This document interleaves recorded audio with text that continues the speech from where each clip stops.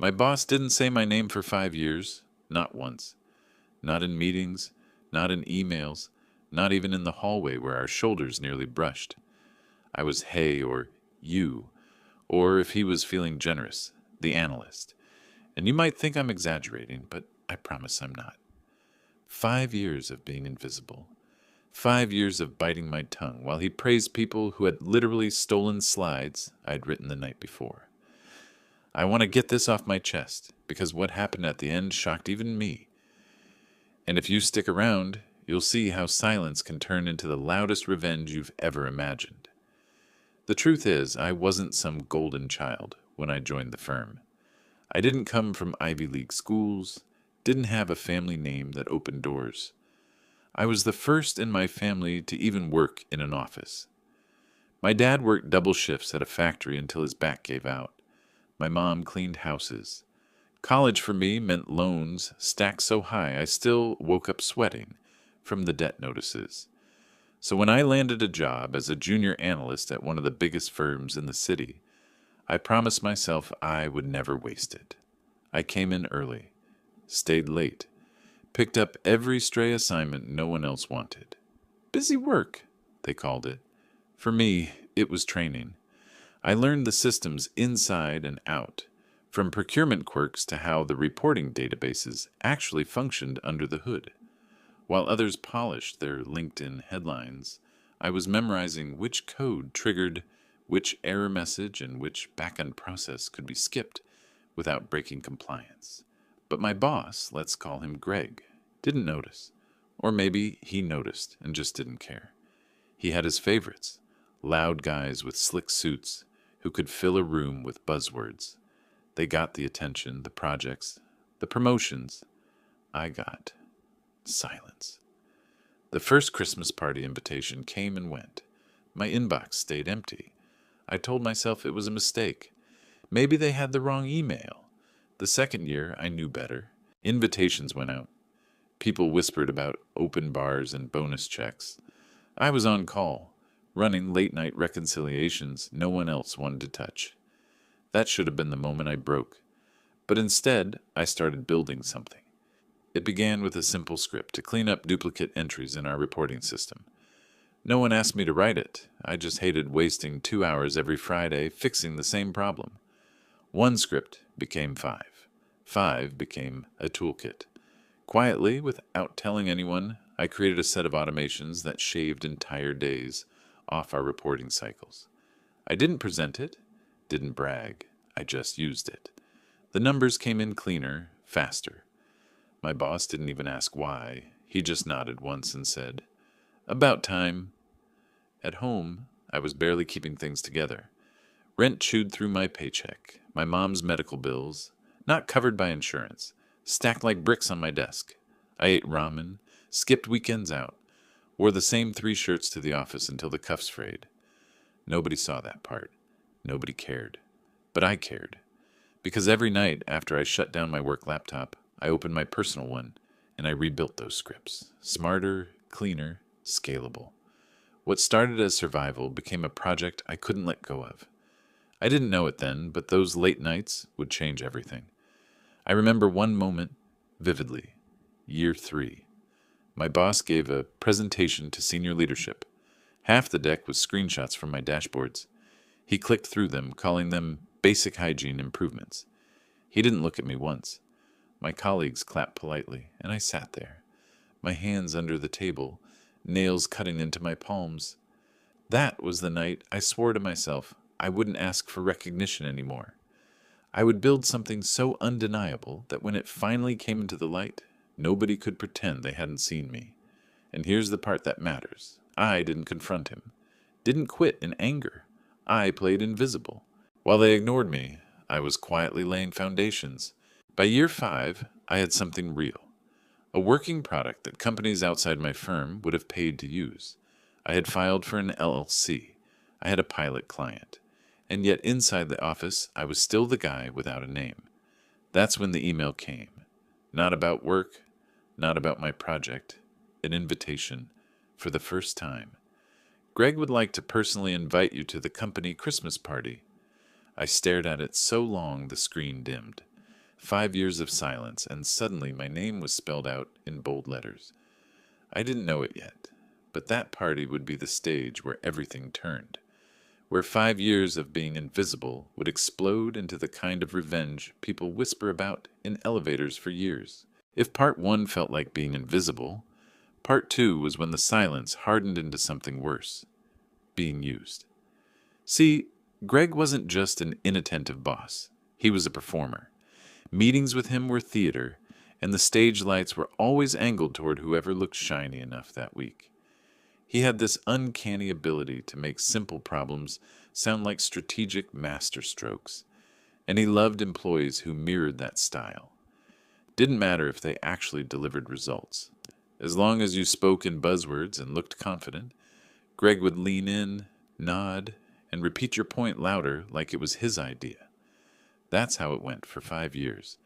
I sat in meeting rooms watching my own analysis get translated by someone else in a slick suit, only for Greg to beam at them like they'd discovered fire.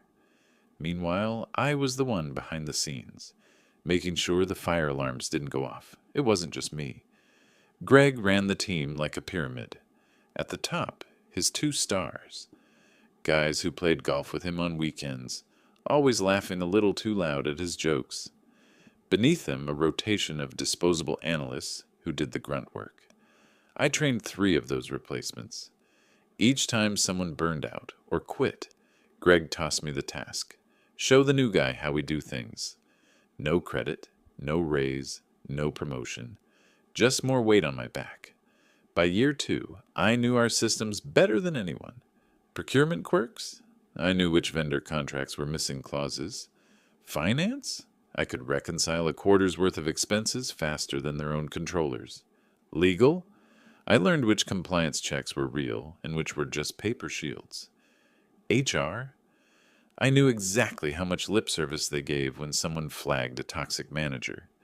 That last part came from experience. One afternoon, after yet another meeting where Greg referred to me as this guy, I went to HR. I didn't even ask for much, just told them I felt sidelined, ignored, erased. They smiled, wrote notes, and nodded. A week later, I got called into Greg's office. "You know," he said, leaning back like a king on his throne, "we don't complain here. We deliver." That was the end of that. HR never followed up. So I adapted. I kept building my scripts, my automations, my little toolkit. I stopped expecting fairness and started treating the office like a classroom. Every meeting was a lecture on what not to do. Every ignored contribution was a reminder. Play the long game. There were 3 people, though, who noticed me in their own ways. They weren't loud about it, but they mattered. First was Rachel from finance. She was sharp, no nonsense, the kind of person who always knew when numbers didn't add up.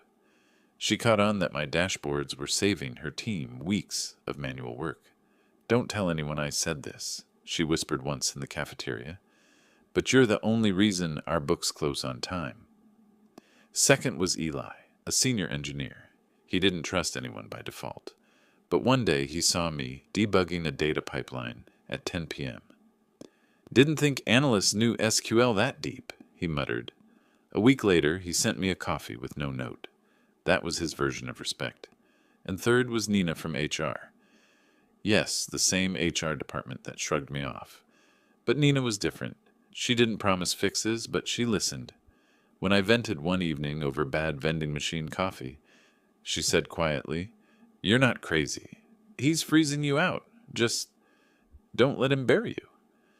They were small lifelines, but they kept me sane. And then there was the Christmas party. Year after year, I'd see photos on social media. The ballroom rented out, the ice sculptures shaped like the company logo, people clinking glasses while bonuses were announced. I'd scroll past, alone in my apartment, hunched over my laptop with another bowl of instant noodles. It became a pattern, a ritual of exclusion. Year 3, I pretended not to care. Year 4, I stopped even looking. Year 5, the invite finally came. But before that, I want you to picture the build-up. 5 years of watching doors close. 5 years of giving everything and getting nothing. The irony is, Greg's neglect gave me freedom. because no one expected anything from me, I could move in the shadows. I refined my side project into something more than a toolkit. It became a prototype, a standalone product, something that didn't just save our firm time. It could save any firm time. And while Greg was busy curating his image on LinkedIn and parading his stars around, I was writing code at 2 a.m., with my apartment lights flickering and my bank account gasping for air. I knew two things for certain by then. One, Greg would never see me as anything but this guy. Two, if I wanted to matter, I had to step outside his shadow. By the end of year 5, I was ready. My project wasn't perfect, but it was real.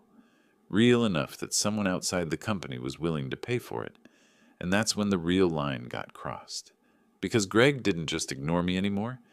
He started taking my work and passing it off as his own. Not just inside the company, but in front of people who mattered. That betrayal? That's where the story sharpens. That's where silence turned into a blade. If being invisible hurt, being stolen from burned. It started small.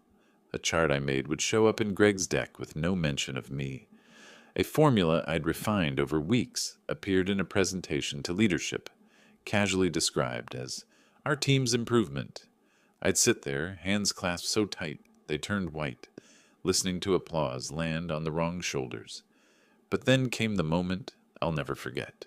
Greg stood in front of the entire boardroom, running through a deck that was supposed to highlight operational risks. Slide after slide was mine. The data sourcing, the design, even the little quirks in the formatting I knew by heart. And then he clicked to the one slide that mattered most. The dashboard. My dashboard. The one that wasn't supposed to exist, because I had built it off the clock, refining it with my own scripts and data cleaning logic. This, Greg said, tapping the screen like he was a magician revealing a trick, is what I call basic hygiene.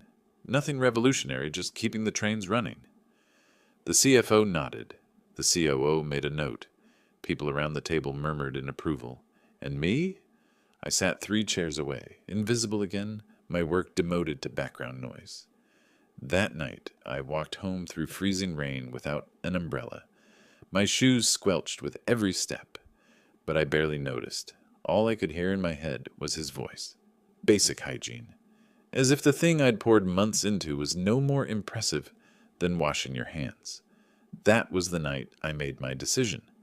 I wouldn't quit in rage. I wouldn't throw a tantrum. I wouldn't even correct him. I would keep building. And when the time came, I would make sure no one could ever strip my name from my work again.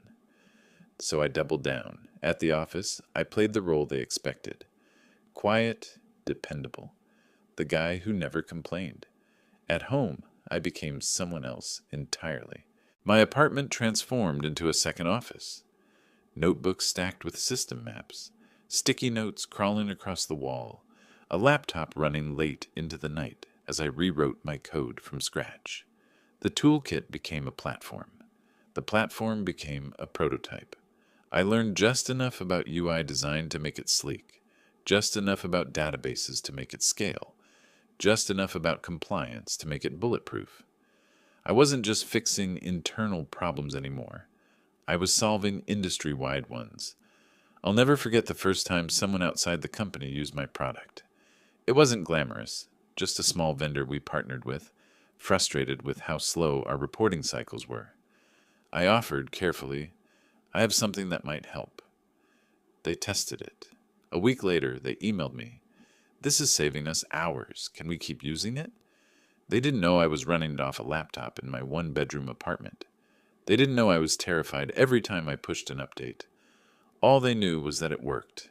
And for the first time in years, I felt seen. Of course, inside the company, nothing changed. I was passed over for a promotion again. Greg's reason? Not leadership material. He said it casually, like he was commenting on the weather. Meanwhile, I had single-handedly trained 3 leaders who couldn't run a report without me. The irony was suffocating. But here's the thing about being underestimated. It gives you cover. Nobody was watching me closely. Nobody suspected I was moonlighting as a founder after hours. Nobody thought the quiet analyst with frayed shirt cuffs and secondhand shoes was a threat. And that's exactly why I thrived. I started reading obsessively. Contracts, startup law, compliance guides. I didn't want Greg or anyone else to have an opening to accuse me of stealing or misusing company resources. Everything I did was clean, separate, mine. I even filed for an LLC under a name so boring no one would ever connect it to me. By the time year 5 rolled around, I wasn't just some frustrated analyst anymore. I was a founder with a product that worked, a client who was paying, and a roadmap that stretched far beyond the walls of that office. And yet, inside those walls, I was still invisible. Still this guy. Until the day came when Greg crossed the line again. Only this time, he didn't just use my work for a deck. He used it to close a deal. A multi-million-dollar deal. He paraded my dashboards, my system, and called it the firm's proprietary advantage. That deal became the feather in his cap. For me, it was the spark. Because when you realize your silence is funding someone else's empire, you either stay invisible forever or you build your own empire louder. I chose the second. There's a difference between being ignored and being erased. Greg made sure I felt both. The deal he closed with my dashboards should have been a victory for the whole team. Instead, it was framed as his genius.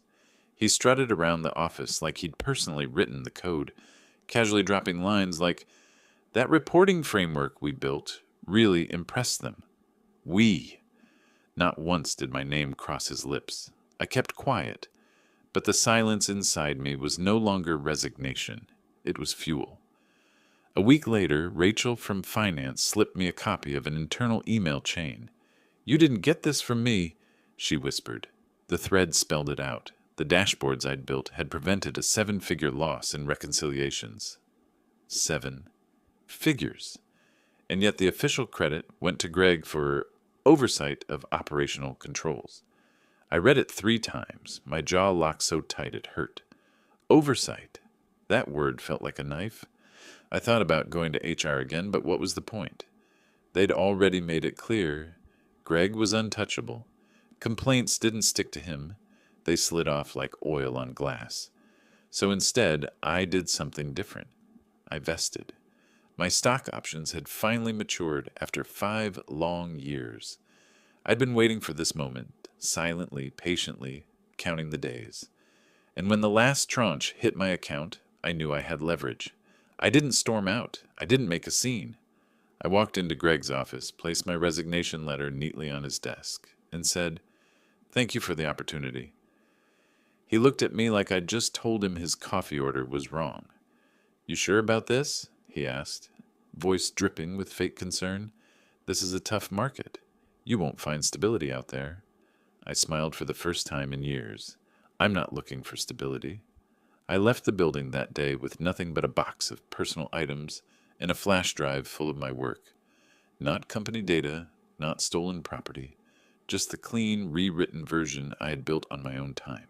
My heart was pounding, but it wasn't fear. It was adrenaline. 2 weeks later, I had my first official client contract signed under my LLC. And here's the kicker. I didn't have to chase them. They came to me. They'd been using my toolkit unofficially for months. And when I told them I was leaving, they said, "We'll come with you." No poaching, no underhanded tricks. Just proof that real value doesn't stay hidden forever. That first wire transfer hit my bank account, and I stared at it for an hour. It wasn't millions. Not yet. But it was mine. Every cent of it. No Greg. No boardroom politics. Just me and the work I had built from scratch. From there, everything moved fast. I rented a tiny office, if you could call it that. 1 desk, peeling paint, a Wi-Fi connection that cut out whenever it rained. But it was freedom. I hired my first contractor, a college kid hungry to prove himself. Together we rewrote half the codebase in 3 months. Nights bled into mornings, weekends disappeared, but for the first time, exhaustion felt like progress instead of punishment. Meanwhile, back at the firm, Greg's empire started cracking. Rachel kept me updated in whispers. Without me maintaining the dashboards, errors piled up. Reports went out late, clients complained. Greg scrambled to cover it, but his stars didn't have the depth to fix anything. The irony was rich. For years I'd been treated like dead weight, and now, the moment I was gone, the ship started leaking. But I didn't gloat. Not yet. I kept my head down, focused on building. I knew if I wanted to win, I couldn't just succeed quietly. I had to succeed so loudly that even Greg couldn't pretend not to hear. And slowly, success started to snowball. That one client turned into two. Two turned into four. By the end of the first year, I wasn't just paying my bills. I was paying other people's salaries. My company wasn't big, but it was real. The best part? Every line of code, every feature, every contract had my name on it. Nobody could erase me anymore. Still, there was a part of me that wanted more. Not just freedom, not just money. I wanted Greg to finally recognize what 5 years of silence had cost him. I didn't have to wait long, because the next December, right as I was preparing to sign the biggest deal of my career, an email slid into my inbox. The subject line, Invitation, Company Christmas Party. And at the bottom, in bold, unmistakable letters, Greg would like to personally welcome you back as an honored guest. When I walked out of Greg's office with my resignation letter, I thought freedom was the victory. But what came after?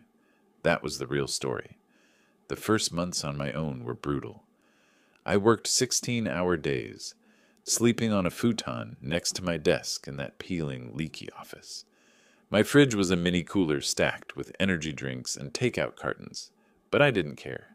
For the first time in 5 years, every drop of effort went directly into building something for me. I obsessed over the product. The scripts that once ran quietly in the background became a fully fledged platform. My contractor, a kid named Sam with more caffeine than blood in his system, and I rewrote the backend from scratch, fixing all the duct tape code I'd hacked together in the early days. We added clean interfaces, security layers, compliance checks. I refused to let anyone say it was basic hygiene ever again. The grind was relentless, but the market didn't care about my sleep schedule. It cared about results. And we delivered. The turning point came when a mid-sized financial firm signed a year-long contract. The deal wasn't just money, it was validation. Their COO told me bluntly, "We've tried 3 vendors before you. None of them worked. Yours does." Hearing that felt like oxygen after years of suffocation. Revenue finally crossed into 6 figures, then 7. I paid off my student loans in a single transfer that made me cry at my desk. I set up a proper payroll system and hired 2 more engineers, people who believed in what we were building. The team worked out of a shoebox office with flickering lights and a coffee machine that wheezed like it had asthma, but the energy was electric. Every bug fix, every feature release, felt like a small rebellion against the years I'd spent ignored. Then came the press.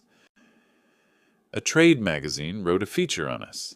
Nothing huge, just a profile about the quiet disruptor changing back-office systems. They didn't use Greg's company's name, but they didn't have to. Everyone who knew the industry recognized the reference. I got LinkedIn messages from former colleagues. "Is this you?" "Dude, you built this?"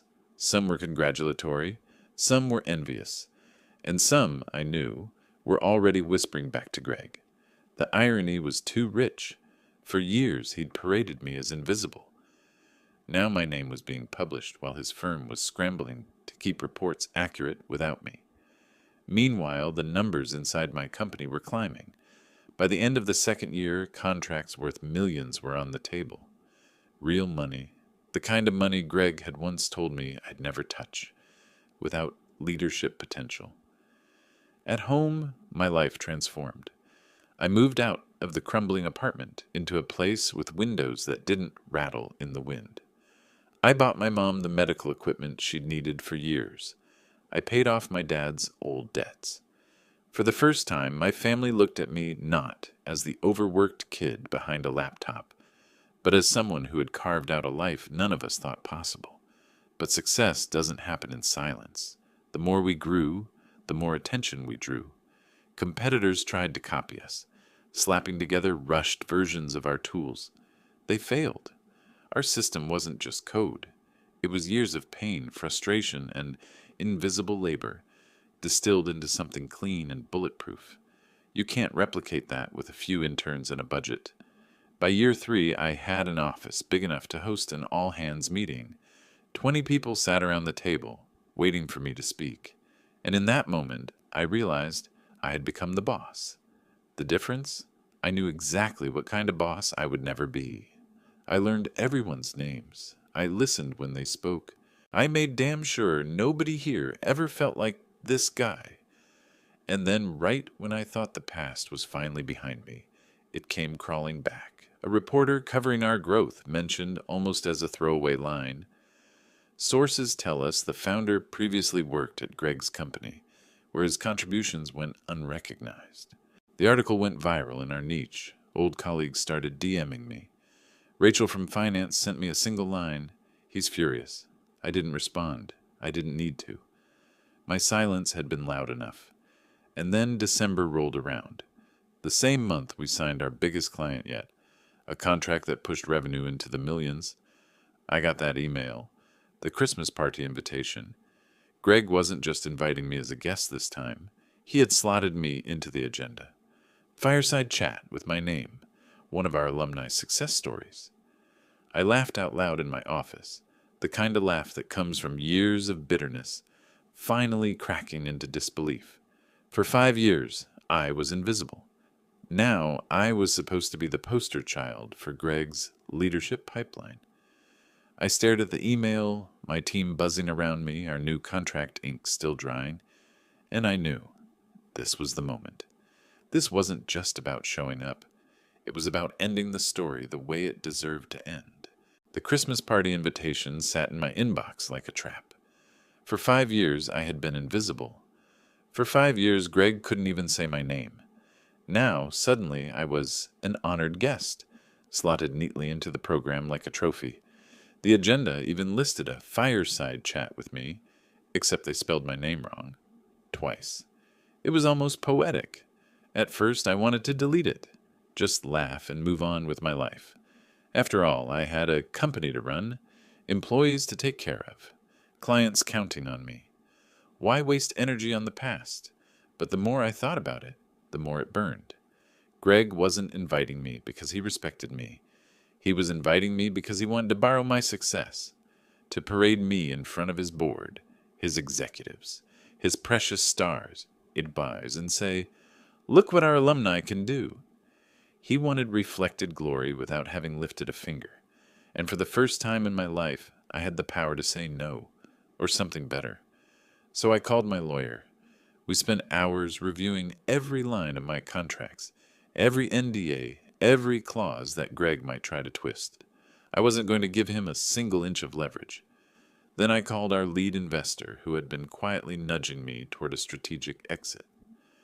"Funny timing," he said. "I have a buyer who's very interested. Big client of Greg's company, too.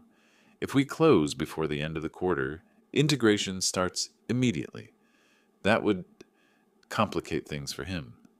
I didn't even have to ask. The universe had placed the perfect card in my hand. We hammered out the term sheet in record time. The numbers were surreal. More money than I had ever imagined. More than Greg would see in a lifetime of inflating his LinkedIn profile. But the money wasn't what made me grin at 3 a.m. as I paced my apartment. It was the clause that mattered most. A carve-out fund for employee retention. Millions earmarked to directly reward the people who kept systems running in companies like mine. Non-management employees only. Executives explicitly excluded. It was surgical. While the lawyers polished the paperwork, I prepared myself. I bought a suit that actually fit. Sleek, understated, the kind of thing Greg's stars used to mock me for not owning. I practiced my words. Not a speech, not a rant, just the truth. When December finally arrived, I accepted the invitation. The week leading up to the party felt surreal. Emails trickled in from old colleagues. Can't wait to see you. You're killing it, man. People who hadn't looked me in the eye for years were suddenly eager to bask in reflected success. I answered politely, but inside I was steel. The night before the event, Rachel called me. You're really going? She asked. Yes. Then promise me something, she said. Don't let him spin it. Make sure they all see who you really are. I promised. The morning of the party, the acquisition papers were signed. Wire transfers processed. My company wasn't just a startup anymore. It was part of something much bigger, with my name on the dotted line as the founder, and that retention carve-out, locked in. When I walked into the hotel ballroom that night, everything felt like slow motion. The chandeliers glittered, the open bar gleamed, ice sculptures towered over tables of shrimp cocktail. Laughter buzzed from every corner. For 5 years I'd been shut out of this room. Now all eyes turned when I entered. Greg spotted me from across the room. His face stretched into the kind of smile you practice in mirrors. He strode over, hand outstretched, voice booming. There he is, our big success story. I shook his hand, steady as stone. Good to see you, Greg. Inside, I was already 10 steps ahead, because I knew what was coming. I knew about the disappointing bonus pool they were about to announce. I knew how restless the employees were, and I knew that when my turn on stage came, it wouldn't be Greg's story anymore. It would be mine. The stage was set, and for once Greg had no idea who was really pulling the strings. The ballroom glowed like a movie set. Crystal chandeliers, linen-draped tables, the faint hum of a jazz quartet in the corner. Everyone looked polished, rehearsed. The kind of glossy corporate veneer I remembered from years of scrolling through their party photos alone in my apartment. This time, though, I wasn't on the outside. When I walked in, heads actually turned. People who once brushed past me without recognition now smiled a little too wide, clapping me on the shoulder like we'd always been friends. Man, you've blown up. Knew you had it in you? Remember when we worked late nights on that deck? I smiled politely, but inside I kept a ledger. These were the same voices that had once stayed silent when Greg erased me. Now they wanted to rewrite history with me in it. Greg approached like he owned the room. His suit was sharper than usual, his grin fixed in place. Let's get a drink, he said, ushering me toward the bar like we were old friends. We sipped whiskey as he talked, or rather performed, loud enough for nearby ears to catch phrases like alumni success, part of our culture. We always knew he'd go far. He gestured at me like I was a living prop in his story. I let him talk. I didn't interrupt, didn't correct. I just watched. Because sometimes the best revenge is letting someone hang themselves with their own rope. Dinner was served. Roasted salmon, filet mignon, the works. Afterward, the CFO took the stage. His speech was polished, but I caught the shift in the room the moment he reached the bonuses. This year has been challenging, he said, adjusting his glasses. While we're proud of our achievements, the bonus pool will be tighter than previous years. Murmurs rippled through the crowd. Forks clinked, whispers buzzed. I saw shoulders slump, smiles fade. These were people who had carried the weight all year, only to be handed scraps. Greg glanced at me then, nervous, before plastering his grin back on. He knew morale was sinking, and he needed a win. That's why he had me there. The MC's voice rang out, and now a special fireside chat with our guest of honor, the founder of my company's name. Polite applause filled the room as I stepped onto the stage. Greg followed, sliding into the chair opposite me, holding the mic like a conductor, ready to orchestrate the conversation. He started with his script. We're so proud of you. You started right here in this very company, learning the ropes under my guidance. I felt the corners of my mouth twitch. Guidance. That was the word he chose. He kept going, talking about mentorship, about our culture of innovation, about how I was a shining example of what their leadership pipeline could produce. The crowd clapped. some half-heartedly, some out of habit. I sat, calm, waiting. Because what Greg didn't know, what no one in that room knew yet, was that the real show hadn't even started. When he finally turned to me with his rehearsed question, "So tell us, what did you learn here that made you so successful out there?" The air shifted. That was my cue. I leaned forward, microphone in hand, and for the first time in 5 years, I spoke loudly enough that everyone in the room heard my voice. And I didn't use the script. I looked out over the ballroom, rows of polished faces staring back at me. Some expectant, some skeptical, some just tired from years of corporate theater. Greg leaned back in his chair, smug, certain that whatever I said next would serve his narrative. I smiled. "What did I learn here?" I repeated. "That's a good question. I learned how invisible you can feel when your work is taken for granted. I learned what it means when someone else takes credit for the things you built. And I learned that silence, when you hold it long enough, can turn into something very powerful." The room went quiet. A few people shifted uncomfortably in their seats. Greg's grin faltered, just slightly. I continued, steady and calm. 5 years ago, I sat in these meetings, doing the work no one wanted to do. I trained replacements. I wrote the dashboards. I fixed the errors. And I watched while my name was never spoken. Tonight, though, I don't need to be invisible anymore. I glanced at Greg. His face was stone now, jaw tight. "So what happened when I left?" I said, turning back to the crowd. "I built something that mattered, something so real that your biggest client decided they wanted to buy it." Gasps rippled through the room. Phones lit up as people glanced at each other, already piecing it together. I held the moment. "This morning, the acquisition papers were signed. My company is now part of their portfolio, which means starting next quarter, integration begins. And part of that integration requires a clean vendor separation." I paused, letting the words land. "Yes, the platform Greg promised you would carry this company forward is being retired. Replaced by mine." The room erupted in whispers. Greg shifted in his seat, his face flushing crimson. But I wasn't done. "One more thing," I said, raising a hand.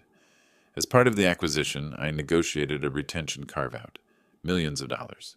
And I've directed that fund toward the people who actually keep companies running, the ones who stay late, who fix the errors, who get no credit, non-management employees only, executives excluded." Now the whispers turned into applause, first scattered, then swelling, rolling across the ballroom like a wave. Rachel in finance clapped hardest, her face lit up with vindication. Greg sat frozen, caught between rage and disbelief. For years he had thrived on silence. Now the noise drowned him out. I leaned back, microphone in hand, and simply said, "To everyone who ever felt invisible here, this one's for you." The applause thundered. People stood. Employees hugged each other, tears in some eyes. Greg's smile was gone, stripped bare under the lights.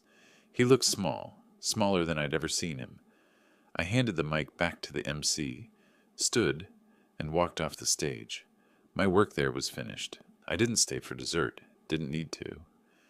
As I stepped out into the cold night air, the muffled sound of cheering still echoing behind me, I realized something.